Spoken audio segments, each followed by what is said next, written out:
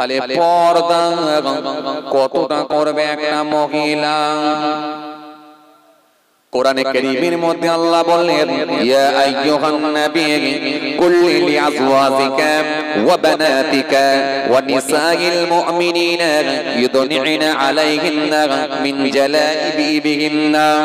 আল্লাহ সুন্দর করে কোরআনের মধ্যে বললেন, আয় আমার হাবিব, আয় আমার দোস্ত, তুমি তোমার পরিবারের মহিলাদেরকে বলে দাও, তুমি তোমার বিবিদেরকে বলে দাও, আর তোমার কন্যাদিগকে বলে দাও, আর মুমিনদের নারীগণদের বলে দাও, তারা যেন নিজেদের শরীরকে ঢেকে রাখে, আবরণ করে, আবৃত করে, ঢেকে রাখে।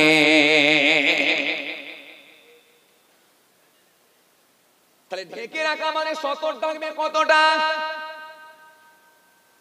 একটা পুরুষের জন্য কতটা? একটা পুরুষের জন্য নাভি থেকে নিয়ে হাঁটু পর্যন্ত এটা হলো সতর ঢাকা। শুনছেন আপনারা? শুনছেন? একটা মহিলার জন্য কতটা ঢেকে রাখবে? একটা মহিলার জন্য মাথা থেকে পায়ের গিরা পর্যন্ত, গাঁট পর্যন্ত, এই জায়গা পর্যন্ত ঢেকে রাখা, এটা হলো তাদের জন্য ফরজ। এবারে আসেন, তবে কোন কোন জায়গাগুলো খোলা জায়েজ আছে? কিতাবের মধ্যে এসেছে, এক নম্বরে হলো এই জায়গা পর্যন্ত, বুঝা গেল? দ্বিতীয় নম্বরে কি? এই যে গিরা এর নিচের অংশ অর্থাৎ পায়ের ছোট। তিন নম্বর হলো এই জায়গাটা, এই জায়গাটা খুলে রাখা বৈধ। তবে দরুল মুখতার কিতাবের মধ্যে পাওয়া যায়, ফাসাদের ভয়ে তোমরা এই জায়গাটা ঢেকে রাখো, ঢেকে রাখো, ঢেকে রাখো। দরুল মুখতার কিতাবের মধ্যে পাওয়া যায়, ফাসাদের ভয়ে মুখ ঢেকে রাখাটাও হলো উত্তম। কারণ আজকের দিনে মানুষের দৃষ্টি খারাপ হয়ে যাওয়ার কারণেতে, আজকের দিনে মানুষের নজর খারাপ হয়ে যাওয়ার কারণেতে, আজকের দিনে মানুষের মন মানসিকতা খারাপ হয়ে যাওয়ার কারণেতে কিতাবের মধ্যে এসেছে এই জায়গাটা ঢেকে রাখাও হলো উত্তম, ভালো। কারণ এই মুখটা দেখলে অনেক কিছু অনুভব হয়, এই জন্য এই জায়গাটাও ঢেকে রাখা হলো উত্তম। এইবারে আসেন, এই মহিলা এইগুলো ঢেকে রেখে সে তার নানার বাড়ি যাবে, মামার বাড়ি যাবে, খালার বাড়ি যাবে, নানার বাড়ি যাবে, স্কুলে যাবে, কলেজে যাবে, ইউনিভার্সিটিতে যাবে, সমস্যা কিছু নাই। কিন্তু তাকে সিস্টেমের মধ্যে যেতে হবে। যদি সে এই জায়গাগুলো খুলে দিয়ে যদি বেরিয়ে যায়, তাহলে আল্লাহর আইনকে অমান্য করা হলো। আল্লাহর আইনকে যদি মেনে নেওয়া হয়, এতে লাভ কি জানো? এতে লাভ হলো সেই মহিলার নিজের। কারণ একটা মহিলা যদি সুরক্ষিত থাকতে হয়, একটা মহিলার শরীরকে যদি আবরণ করে রাখতে হয়, একটা মহিলা যদি সুরক্ষিত থাকে, নিরাপদে থাকে, তাহলে পর্দার বিধান তাকে মেনে নিতে হবে। এই জন্য বাড়ির মানুষের ভেতর পর্দা, ও বাবাজি শুনে রেখে দাও, বিশ্ব নবীকে জানানো হলো, সুন্দর করে বললেন কি, ইয়াকুম ওয়াদখুল আলান নিসা ফাকাল রাসূলুন ইয়া রাসূলুল্লাহ আরাআইতাল হামওয়া ক্বালা আল হামওয়াল মাউত ইয়াকুম ওয়াদখুল আলান নিসা ফাকাল রাসূলুন ইয়া রাসূলুল্লাহ আরাআইতাল হামওয়া ক্বালা আল হামওয়াল মাউত। রাসূল সুন্দর করে বললেন, ইয়াকুম ওয়াদখুল আলান নিসা, নির্জনে কোন বেগানা মহিলার নিকট উপস্থিত হইও না। ফাকাল রাসূলুন ইয়া রাসূলুল্লাহ, এক ব্যক্তি বলে, ইয়া রাসূলুল্লাহ, হাবিবাল্লাহ, গজর আরাআইতাল হামওয়া, দেওরের প্রতি আপনার অভিমত কি? ভাসুরের প্রতি আপনার অভিমত কি? দেওরের প্রতি আপনার অভিমত কি? বুঝতে পারছেন কিছু? হ্যাঁ, রাসূল বললেন নির্জনে কোন বেগানা মহিলার নিকট উপস্থিত হইও না। এটা বলার পরে এক ব্যক্তি কোশ্চেন করলেন, ফাকাল রাসূল, ইয়া রাসূলুল্লাহ, ইয়া রাসূলুল্লাহ, হাবিবাল্লাহ, হুজুর আরাআইতাল হামওয়া, দেওরের প্রতি আপনার অভিমত কি? ভাসুরের প্রতি আপনার অভিমত কি? দেওরের প্রতি আপনার অভিমত কি? ভাসুরের প্রতি আপনার অভিমত কি? নাই বলেন ক্বালা আল হাম ওয়াল মাউত, দেওর হলো মৃত্যু তুল্য, ভাসুর হলো মৃত্যু তুল্য।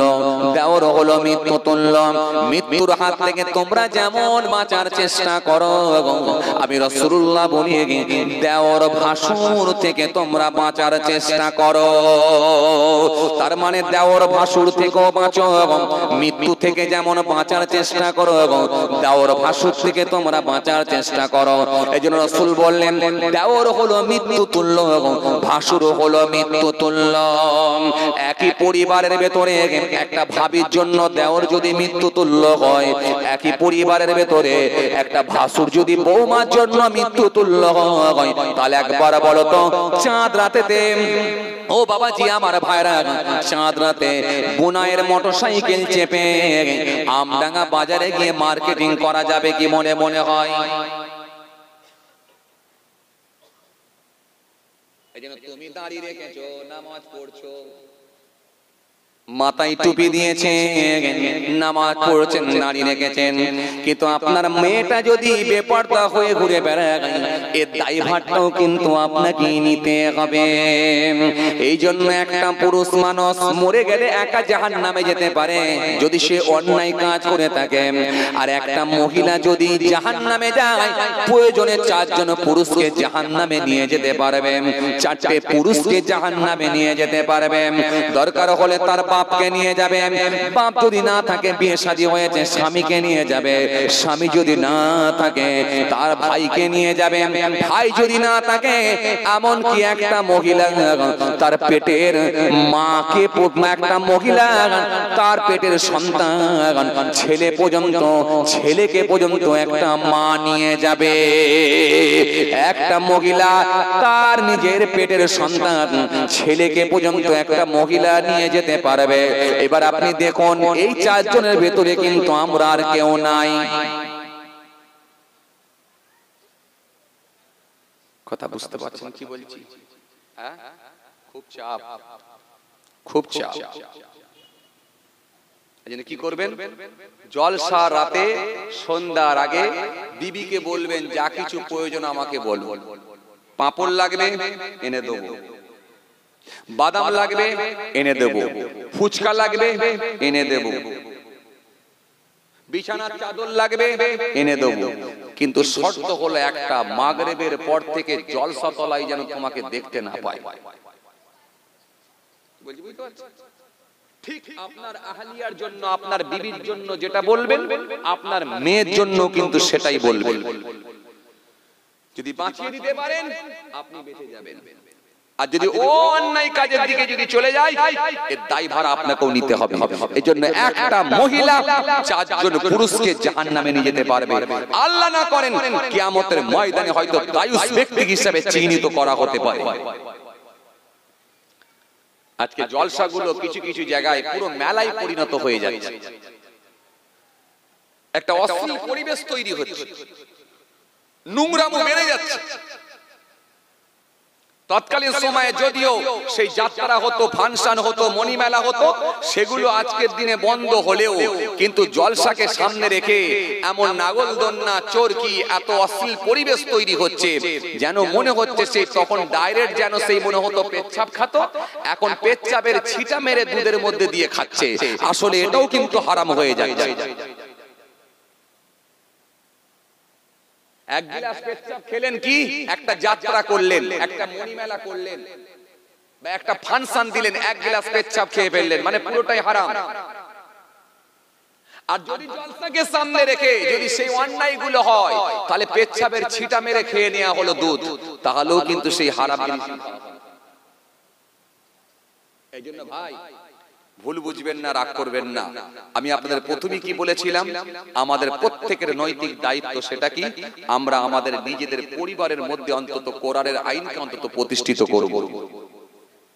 রাজ্যে যদি নাও পারি, দেশে যদি নাও পারি, জেলায় যদি নাও পারি, বিধানসভায় যদি নাও পারি, অন্তত আমাদের প্রত্যেকের বাড়িতে বাড়িতে যদি কোরআনের আইনকে প্রতিষ্ঠিত করি, ইনশাআল্লাহ আমরা পৃথিবীর জমিনে সুষ্ঠুভাবে জীবন যাপন করতে পারবো। একটু জোরে বলবেন না? আরো জোরে হয় না? যে কথা আপনাদের বোঝাতে চাইছিলাম, খুব ঠান্ডা বেড়ে ভালো করে বোঝেন। তাহলে মাত্র 3 জায়গা ছাড়া পুরোটাই ঢেকে রাখা হলো ফরজ। কথা বুঝছেন কি? জি, গোটা শরীরকে ঢেকে রাখতে হবে, এটা হলো পর্দা। কেন? আল মারআতু আওরাতুন ফাইযা খরাজা ইসতাসরাফা আশ-শাইতান। মহিলা হলো গোপনীয় বস্তু। মহিলা যখন বাইরে হয়, পুরুষদের চোখে শয়তান তাকে আকৃষ্ট করিয়া দেখায়। কিতাবের মধ্যে এসেছে। এইজন্য পর্দা হলো ফরজ। একটা পুরুষের জন্য পর্দা, একটা মহিলার জন্য পর্দা। একটা মহিলা বোরকা পরাটা বড় কথা নয়, বড় কথা হলো শরীরে এমন পোশাক পরিধান করা যাতে করে শরীরের কোনো অঙ্গ বোঝা না যায়। মার্কেট থেকে বোরকা কিনে নিয়ে এসে ওই বোরকাকে আবার শরীরের সঙ্গে যদি ফিটিং করে দেওয়া হয়, তাহলে ওই বোরকা পরা থেকে আমার মনে হয় চাদর থেকে দেওয়া যাওয়াটাই উত্তম। কারণ শরীরে এমন পোশাক পরিধান করার কথা বলা হয়েছে যাতে করে শরীরের কোনো অঙ্গ বোঝা না যায়।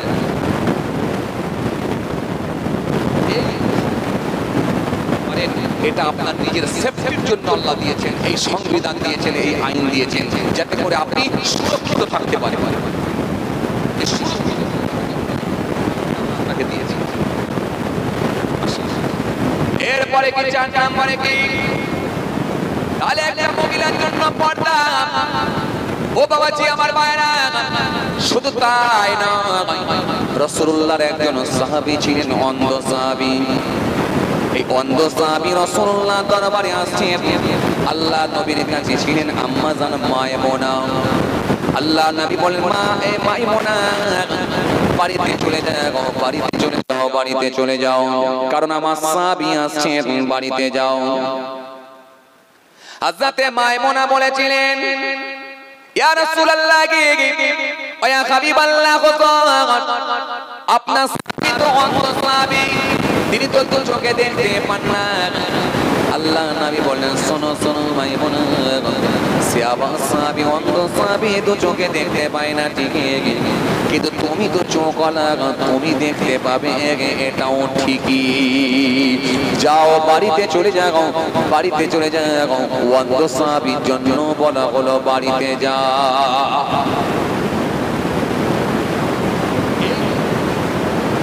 বড় সেনসিটিভ জায়গা,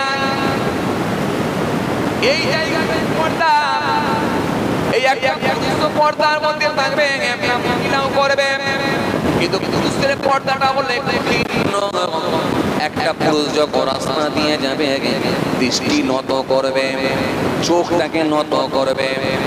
একটা পুরুষ যখন বাসে উঠবে, সবজি মার্কেটে যাবে, মাছের বাজারে যাবে, যদি তার এক দৃষ্টি কোনো মহিলার দিকে পড়ে যায়, বেগানা মহিলার দিকে যদি একবার দৃষ্টি পড়ে যায়, ওই এক দৃষ্টি তার জন্য বৈধ।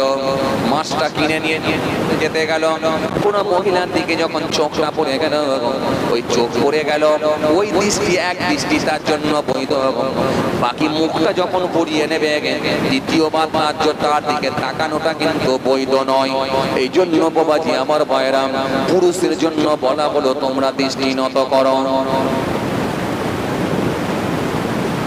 3 নম্বর। 4 নম্বরে কি? চতুর্থ নম্বরে কি? 4 নম্বরে হলো স্বামীর সেবা। স্বামীর সেবার আগে আপনাদের আমি বলেছিলাম কতগুলো কাজ আছে, সেটা কি? আগে দেখাশোনা, তারপরে স্বামীর সেবা। আপনারা বললেন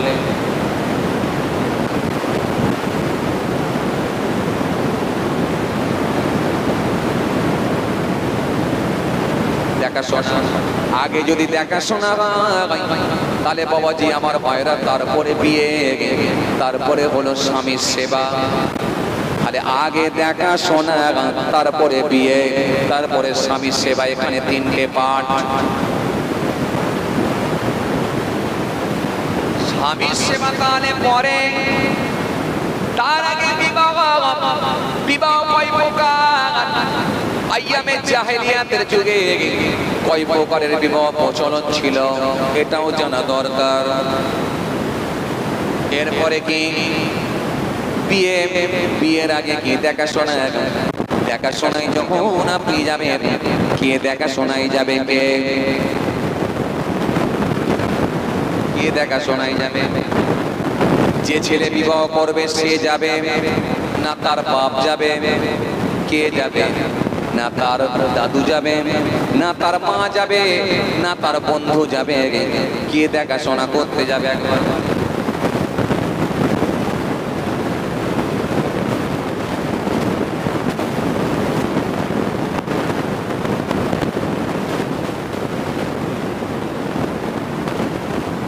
যাবে।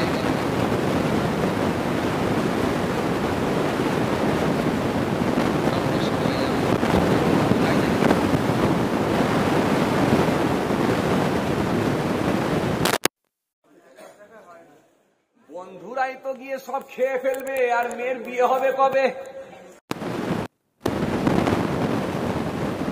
এক একটা ছেলে এই জন্য দেখবেন দেখাশোনায় গিয়ে এমন খাওয়া দাওয়া করে, মেয়ের বাপ তারা গেছে দেখাশোনা করে করি শেষ হয়ে গেল। হাই রে হাই,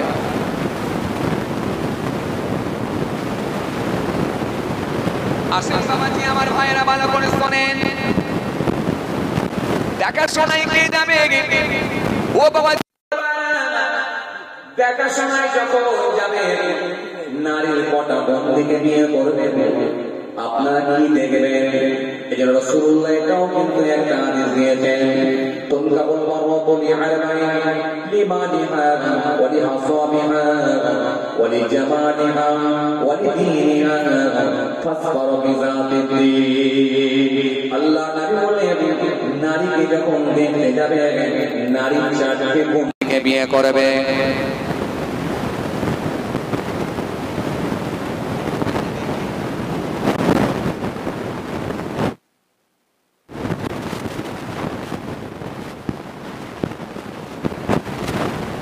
নবী বললেন চারটি গুণ দেখে বিয়ে করবে।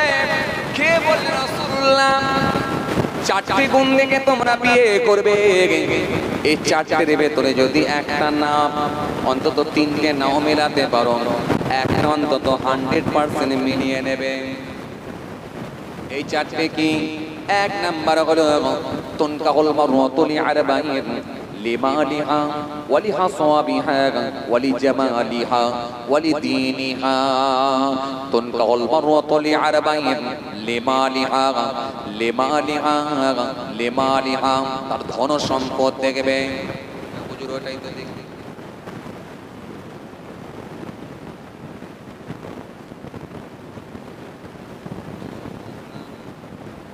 ধন সম্পদ দেখবে। কেন দেখবে? এর সঙ্গে যেন আপনি অ্যাডজাস্ট করতে পারেন, তার সঙ্গে যেন আপনি কম্প্রোমাইজ করতে পারেন। একেবারে অত্যাধিক যদি বড় লোকের ঘরের মেয়ে হয়, গরিব ঘরের ছেলে গিয়ে কিন্তু বিয়ে করলে লংজিভিটি তো দিতে হবে, তো লংজিভিটি হবে না। যখন আপনি যা ভালো খাবারই দেন না কেন, তখন ওই মহিলাটা বলবে খাবার আমার পছন্দ হয় না, তো আমার বাড়ির দাস খায়, চাকর খায়। আর একেবারে যদি অত্যাধিক বাড়ি থেকে, যদি অত্যাধিক ধনী লোকের বাড়ির ছেলের বাড়িতে যদি মেয়ে নিয়ে যাওয়া হয়, গরিবের মেয়ে যদি একেবারে যদি নিঃস্ব, গরিবের বাড়ি থেকে যদি একটা মেয়েকে তুলে নিয়ে গিয়ে যদি একেবারে ধনী পরিবারে যদি আপনি বিয়ে দিয়ে দেন, সেও বলবে কি ছিলাম, কি হলো না বাবা, একটু বলেন কি খবরে বাবা, লংজিভিটি হবে না, সেও দেখবে টিকবে না। এজন্য কবি বললে বাণী হবে অপমান, গুণী হবে দোষী, সত্য যাবে নির্বাসন, মিথ্যা হবে বেশি, লজ্জা উড়বে আকাশেতে, শরম খাবে ধান, যাতে উঠবে অজাতিরা, থাকবে না আর মান। জ্ঞানীরা চুপসে যাবে জ্ঞানহীনদের কাছে, কথাগুলো বিদ্বানেরা সত্যি বলে গেছে।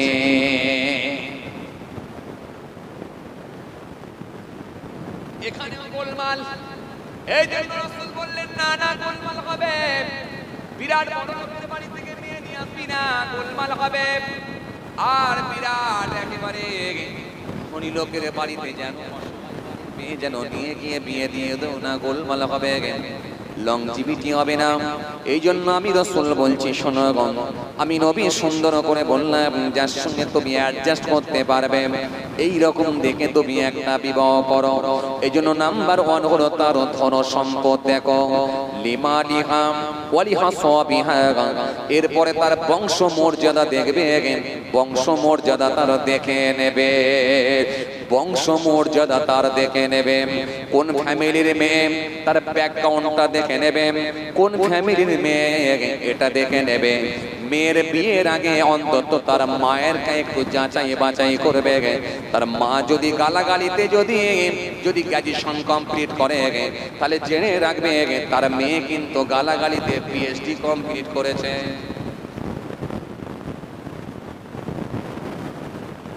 সংসার টিকবে না।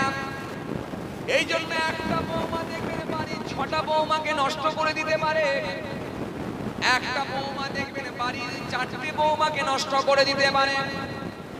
এমন একটা রাস্তা দেখিয়ে দেবে, বাকি বৌমাগুলো সেই পথ ধরে নেবে। এই জন্য একটা বৌমা যদি গোলমাল হয়ে যায়, বাকি বৌমাগুলো দেখবেন গোলমাল করতে বাধ্য হবে। এই জন্য রাসূল বললেন তার ব্যাকগ্রাউন্ড দেখবে, আগে তার ধনসাতার আগে ব্যাকগ্রাউন্ড দেখে নেবে, বংশ মর্যাদা দেখে নেবে। মেয়েটা কেমন, ওই মেয়েটার মা কেমন, এটা আগে ভালো করে যাচাই বাছাই করে নেবে। কোন বংশের মেয়ে, ভালো বংশের নাকি, বাপ কেমন, মা কেমন, পরিবার কেমন, সেটা আগে তোমরা দেখে নেবে।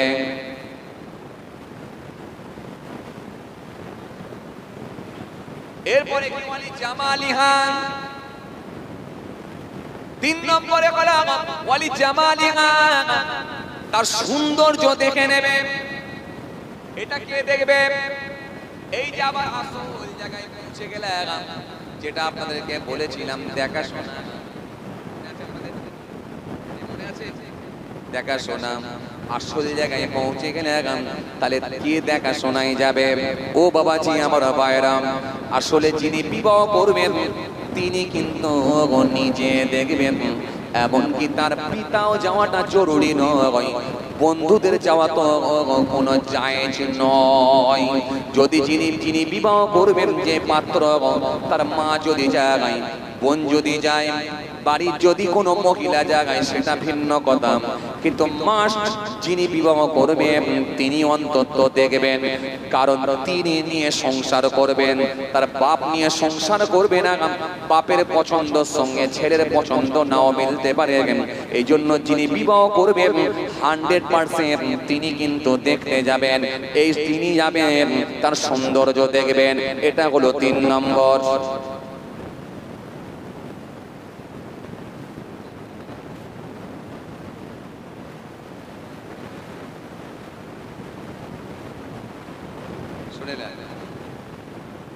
যিনি বিবাহ করবেন তিনি দেখতে যাবেন। এবারে একটা মহিলার কোন কোন স্তর, কোন কোন জায়গা দেখা বলতো আছে। একটা মহিলার জন্য এই জায়গা পর্যন্ত দেখা যাবে, এই জায়গাটা দেখা যাচ্ছে। আর বাবাজি আমার ভাইরা, এই যে গিরা দেখছে দেখা যেতে পারে, নাও যেতে পারে, কিন্তু বাবাজি আমার ভাইরা, ওই মহিলার জন্য কোনো দোষ ত্রুটি থাকে, ওই মহিলার যদি কোনো সমস্যা থাকে, কোনো দোষ ত্রুটি থাকে, ওই মহিলার যদি কোনো দোষ ত্রুটি থাকে, পাত্র পক্ষকে শেয়ার করবে, বলে দেবে। মহিলার যদি কোনো দোষ ত্রুটি থাকে, পাত্র পক্ষকে শেয়ার করবে, বলে দেবে। পাত্রীপক্ষ তার বাপ কিংবা তার ভাই পাত্র পক্ষকে বলে দেবে, আমার মেয়ের এই এই সমস্যা আছে, সমস্যা যদি থাকে পাত্র পক্ষকে বলে দিতে হবে। এখানে লোকালে কিন্তু হবে না, পরে কিন্তু ভবিষ্যতে সমস্যা দাঁড়াবে। এই জন্য পাত্র পক্ষকে শেয়ার করে দেবে। মহিলার যদি কোনো অসুবিধা থাকে,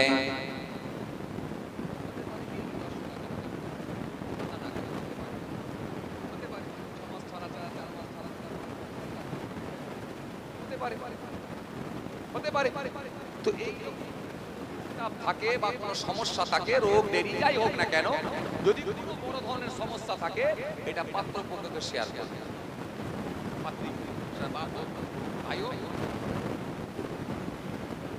দিয়ে সংসার করবে, বিবাহ। এরপরে যখন বিবাহ হয়ে যাওয়ার পরে ও বাবাজি আমার বাইরা ভালো করে শুনে রেখে দিয়ে 3 নম্বরে হলো সৌন্দর্য, 4 নম্বরে কি ওয়ালিদিনী, 4 নম্বরে হলো তার ধর্ম ভীরুতা। আল্লাহ নবী বলেন ফাসবারু বিজাতি দ্বীন, যদি তোমরা আগের গুণ নাও মেলাতে পারো শেষেরটা অন্তত মেলাবে। ফাসবারু বিজাতি দ্বীন তারিবাত ইয়াদাক, তোমার হাত ধুলোয় ধূসরিত হোক, তুমি অন্তত শেষেরটা মিলিয়ে নেবে।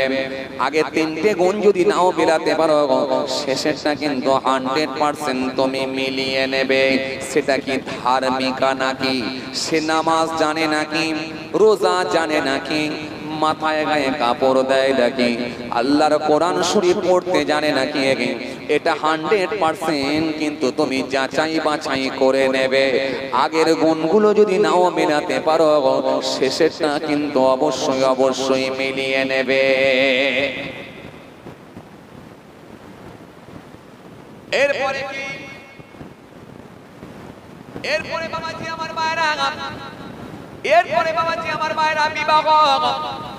এবারে বিবাহ কয় প্রকার? বিয়ে হলো 3 প্রকার। আইয়ামে জাহেলিয়াতের যুগে কয় প্রকারের বিবাহ ছিল? আইয়ামে জাহেলিয়াতের যুগে 4 প্রকারের বিবাহ ছিল।